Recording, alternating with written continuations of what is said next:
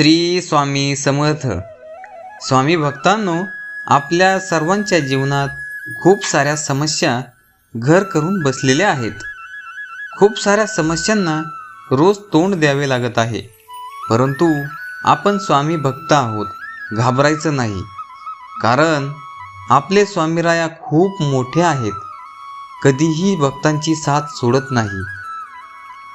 त्यामुळे स्वामी भक्तांनो, व्हिडिओ चालू करण्या अगोदर चॅनलवर नवीन असाल तर चॅनलला नक्की सबस्क्राईब करा आणि बाजूला असलेल्या बेल आयकॉनवर प्रेस करा, म्हणजे येणारा प्रत्येक स्वामींचा व्हिडिओ सर्वात पहिले तुमच्यापर्यंत पोहोचेल.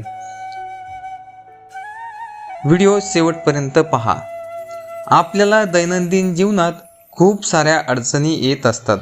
दुःख, भीती, चिंता, काळजी, नकारात्मकता नेहमी आपल्याला चिटकून असते.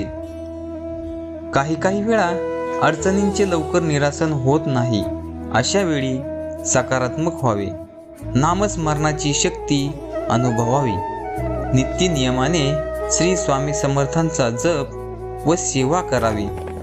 त्याने जी पण तुमची इच्छा असेल ती पूर्ण होण्यास मदत होते. प्रत्येक सेवेकऱ्याला स्वामींचा अनुभव आलेला असतो. तुमच्याही काही अडचणी, चिंता दूर व्हाव्या यासाठी मी सांगतो त्या प्रकारे स्वामींची सेवा करून पहा.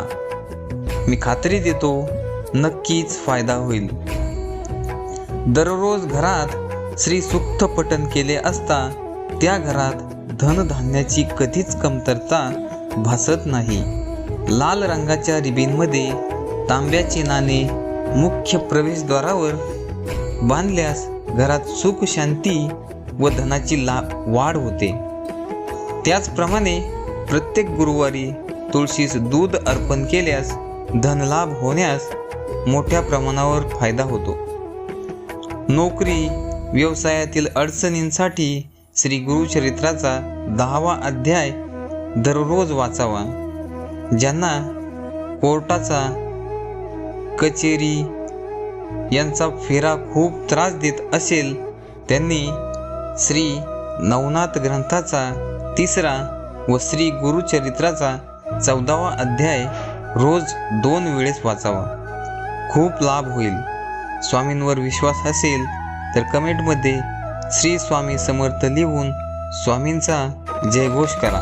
ज्या घरात एक तरी स्वामींचा भक्ती करणारा किंवा नामस्मरण करणारा व्यक्ती असेल तर त्या घरातील सर्व कुटुंब केवळ त्या व्यक्तीमुळे तरून जातात व ती व्यक्ती गेली की वास्तुदोष किंवा इतर अडचणींमुळे होणारे त्रास वाढून कुटुंबात सतत संकटांना सामोरे जावे लागते. शक्य असल्यास श्री स्वामी समर्थांचा जप किंवा तारक मंत्र नियमित बोला.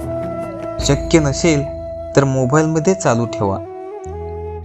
तर अशा प्रकारे स्वामी भक्तांनो, तुम्ही मी सांगितल्याप्रमाणे सर्व गोष्टी आचरणात आणल्या तर तुमचे जीवन आनंददायी आणि तुम्ही धनवान झाल्याशिवाय राहणार नाही. श्री स्वामी समर्थ.